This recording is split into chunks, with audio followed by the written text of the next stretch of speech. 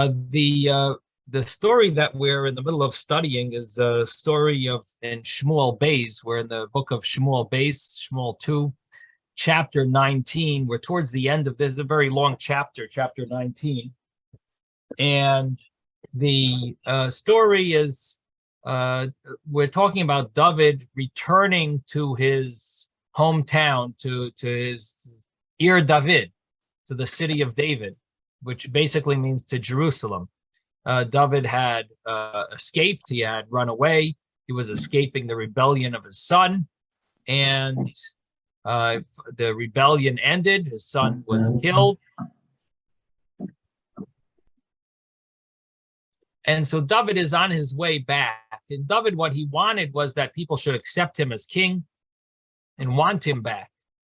And David encouraged at least his own tribe that they should be, they should initiate this as well by coming and greeting him and so on. And so we're reading. What can I say? You said 19, but you didn't say which verse. Which verse? So we're on verse 32. We had just completed also mentioning the story of Tziva and Mephibosheth, which was a story of the grandson of Shaul, of Saul. His name was Mephibosheth, and he was lame. He had a servant called Tziva, and Tziva had spoken gossip about Mephibosheth, claiming that Mephibosheth really did not want David to win.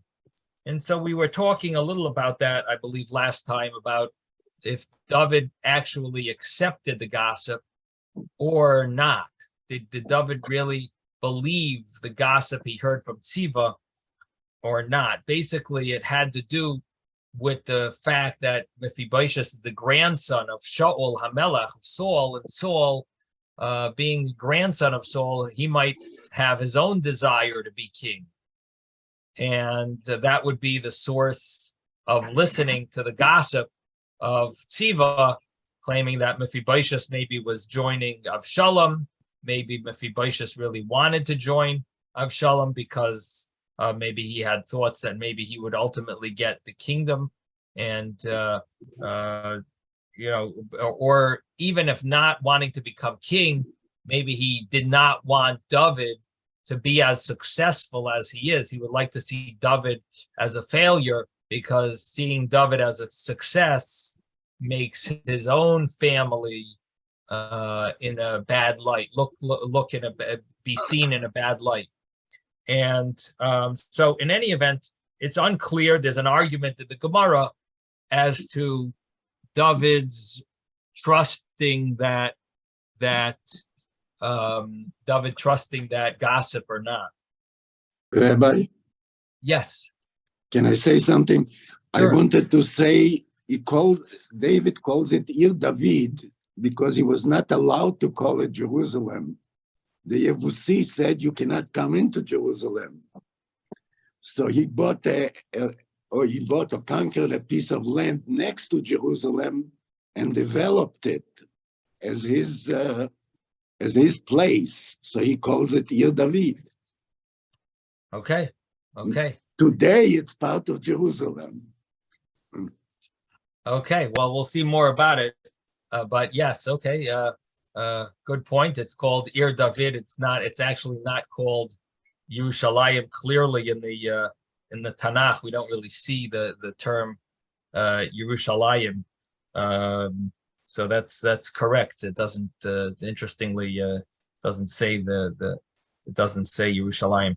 Okay. So the verse that we're up to is verse 32, and verse 32 mentions one of the individuals that had helped earlier on when David was running away,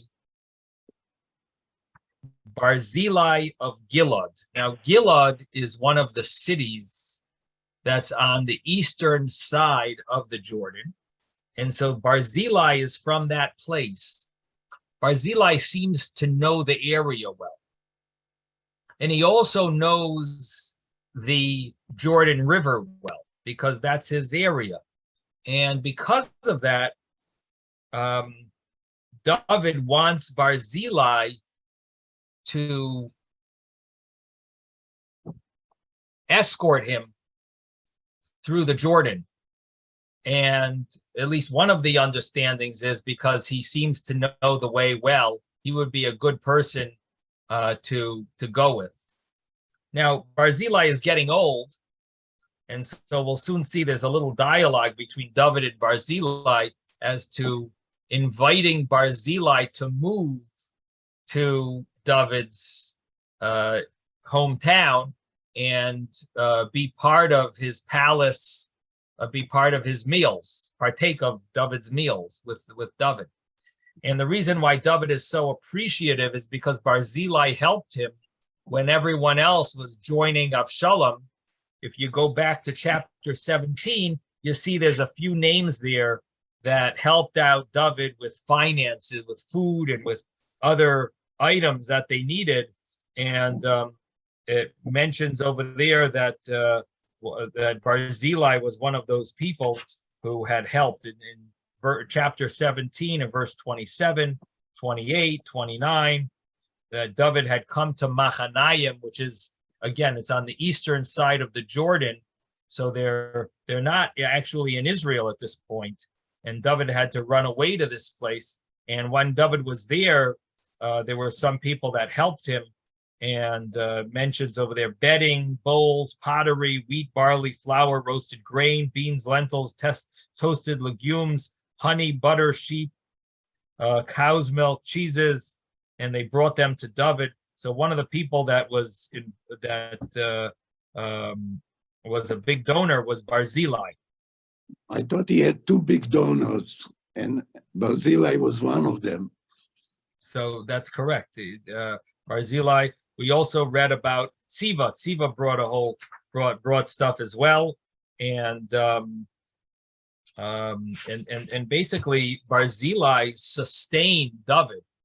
And so here, David is going to want to show hakaras hatoiv, gratitude and appreciation. So we're in verse 32. Barzillai of Gilead came down to Roglim, and he crossed the Jordan with the king. So Barzillai is coming and escorting the king to see him off at the Jordan. Barzillai was very old. He was 80 years old, 80 years of age. He had sustained the king when he dwelt in Machanayim, for he was a very wealthy man. The king said to Barzillai, you cross over with me, and I shall sustain you with me in Jerusalem. So the king wanted two things. Number one, he wants him to cross over the Jordan. And as I mentioned, at least one of the understandings is because he knows this blindfolded. He knows this area very well. This is his area. And additionally, he wants Barzillai to move to Jerusalem, and he'll sustain him in Jerusalem. In verse 35, but Barzillai said to the king, how many are the days remaining of the years of my life that I should go up with the king to Jerusalem? I am 80 years old today. Can I distinguish good from bad? Does your servant taste what I eat or what I drink? Meaning, I'm old. Can I distinguish good from bad would mean, am I going to really be a good advisor for you if I hang out with you? Am I going to help you? I'm already old. My advice is sort of like gone already. I don't have clear understanding, and what I eat and drink, I don't really enjoy the delicacies anymore. Can I still hear the sound of male or female singers? Meaning my hearing is going as well. I don't hear things so well. Why then should your servant be a burden any longer on my lord the king? So Barzillai doesn't want to be a burden, and doesn't want to feel guilty coming to the king and not being of much assistance. But he says, I will accompany the king across the Jordan for a bit. But why should the king reward me with this benefit? Let your servant return, and I will die in my own city near the grave of my father and my mother. Behold, your servant Chimham, who is his son, will cross with my lord the king. Do with him what is proper in your eyes. In other words, let my son benefit. And the king said, Chimham will cross with me, and I shall do for him what is proper in your eyes. Anything you choose for me, I shall do for you. And so David tries to show appreciation here to Barzillai. Now, why was Barzillai so weak at this age of 80? So the Talmud actually says that Barzillai was lohut achar zima. The Talmud says that Barzillai was, he overly indulged in and having relations. And because of that, it caused him to get old at a younger age because he indulged so much. And there is another source that mentions that Barzillai is a Gilgal of Naval. And Naval was the person who was very stingy and refused to help out poor people. He was the husband of Abigail. And Barzillai is the one who is doing a tikkun, he's doing a atonement and a rectification. Thank you. Rectification for Naval. And how is he doing that? He's being very generous. See, Naval, he lived in one place and he worked in another. And he used to always tell people, oh, I give my charity. I don't give it here. I give it where I.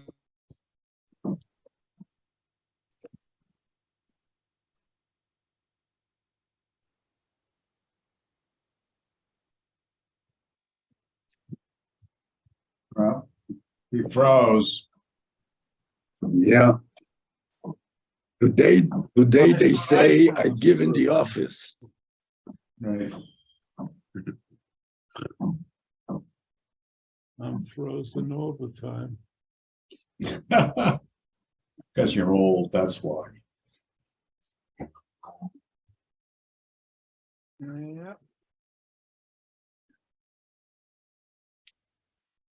Baruch haba. Oh, not sure what happened there, but okay. Okay, can you hear me now? Sorry. Yeah. Yeah, Barzillai, the Talmud says that a person could get extra old by indulging in sexual relations. So the verse continues here and mentions that verse 40, all the people then crossed the Jordan and the king crossed. Now, what we're talking about here, interesting that we're in the parsha of Kriyas Yamsuf, we're in the week where we read in the Torah portion about the Jewish people crossing the sea, the Sea of Reeds. Well, here we're reading about the crossing the Jordan, and the story is David is returning from being on the east side, so he's heading towards Jerusalem now. And all the people then crossed the Jordan, and the king crossed. The king kissed Barzillai and blessed him, and he returned to his place. The king crossed over to Gilgal, and Chimham crossed over with him. All the people of Judah brought the king across, and also part of the people of Israel. Now, the verse actually says Chatzi Am Yisrael, half of Am Yisrael, but the Radak over here emphasizes that it doesn't necessarily mean half, it means a portion.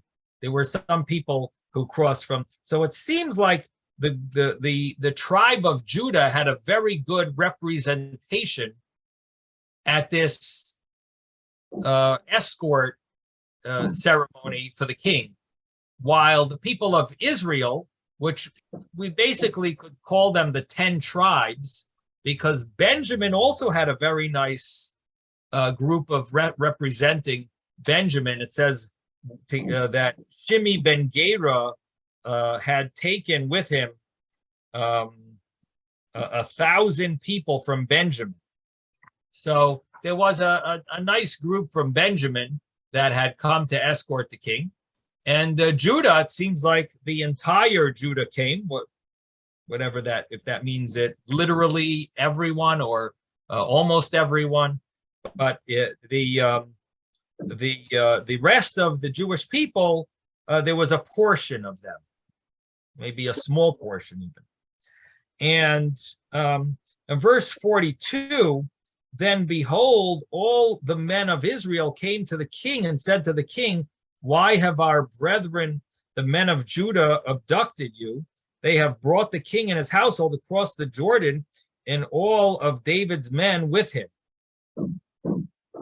So the Jewish people are a little insulted that it looks like Judah is monopolizing and this the king and claiming that he's all theirs, and they left the rest of the people out, and so the Jewish people feel somewhat insulted by not being encouraged to come to the Jordan and participate in this whole escorting ceremony.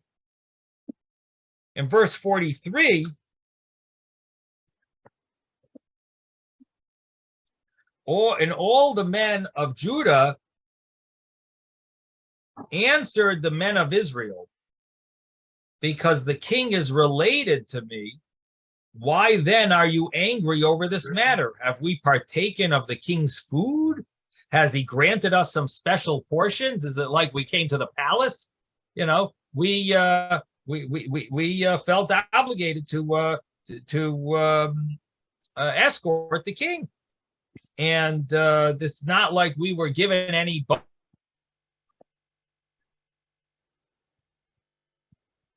You froze again, Rabbi. Can't tell him while he's frozen. Right, right. Someone's got to pay his internet bill next time. I take these cheap knockoff internet services. Yeah, Baruch Hashem.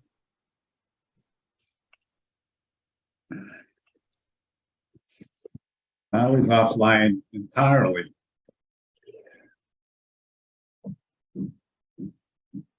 No, I guess he's not. His name is still there. Oh, there he comes.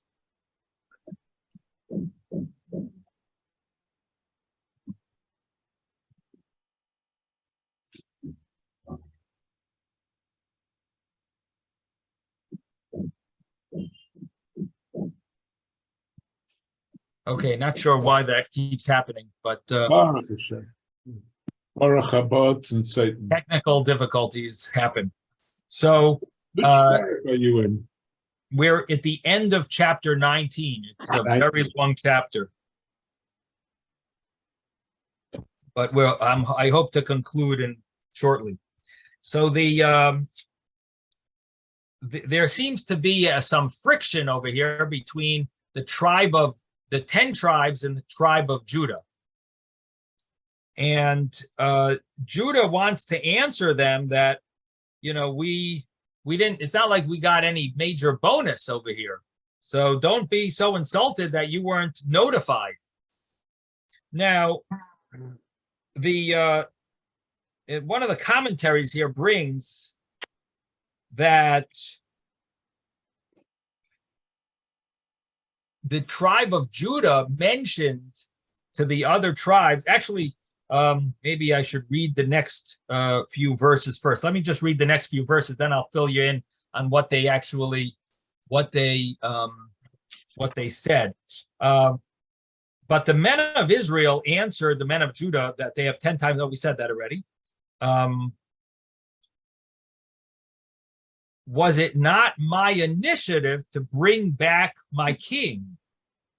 Now, the people of Israel, who thought about going to Gilgal? Going to Gilgal was the initiative of all the tribes. And you could see that if you look back at the earlier verses, you could see that the people had initially mentioned that we should escort the king and we should make a ceremony for the king.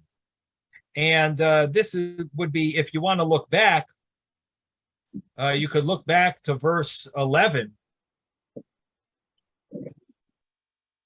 or verse 10 even, verse 10. If you want to look back, again, we're in chapter 19. I'm just showing you what the last verse here is sort of reflecting back on something that happened earlier on in this chapter. If you read verse 10, then it happened that all the people among all the tribes of Israel were debating, saying, the king rescued us from the hand of our enemies, and he delivered us from the hand of the Plishtim. Now he has fled from the land from before Avshalom, and Avshalom, whom we had anointed over us, has died in battle. And now why are you silent regarding bringing back the king? So, which basically means that they want to make some type of ceremony to bring the king back to Jerusalem and to his kingdom. So, who initiated this in the first place? It's the rest of the Jewish people. This is not the tribe of Judah. This is the rest of the Jewish people. They're the ones who initiated this. Now, in verse 12, King David sent a message to Tzadok and Avyasar, the Kohanim, speak to the elders of Judah. Why should you be the last to return to his house? And then, you are my brothers. Verse 13, you're my brothers, my bone and my flesh. Why should you be last? To Amasa, he offered. And he basically wants them to come and make some type of a ceremony. So the people who initiated this in the first place seem to be the rest of the tribes of Israel and not Judah. Judah had to be convinced.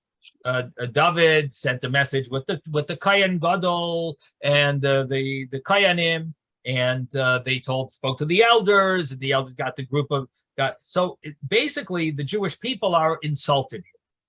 And they come and complain to the king, and the king doesn't seem to take their side. He seems to be quiet. And here the chapter ends. Was it not my initiative to bring back my king? But the words of the men of Judah were harsher than the words of the men of Israel. Now, different ways of translating this word.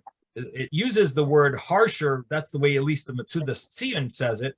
But there is another translation which means that they were more correct, that the words of the tribe of Judah were more correct than the words of the tribe of Israel. And based on that, we understand that they actually showed the letter that David had sent, that he requested that the tribe of Judah should come to escort him. So it wasn't like they specifically left out the rest of the Jewish people. It simply was the king had thought that his tribe should be the first, to at least to accept him. And Rabbi, basically the 10 tribes are in a situation where they feel slighted, even though they are interested in accepting David HaMelech, but they have been slighted by not participating, being invited to participate in this entire escort ceremony. Yes,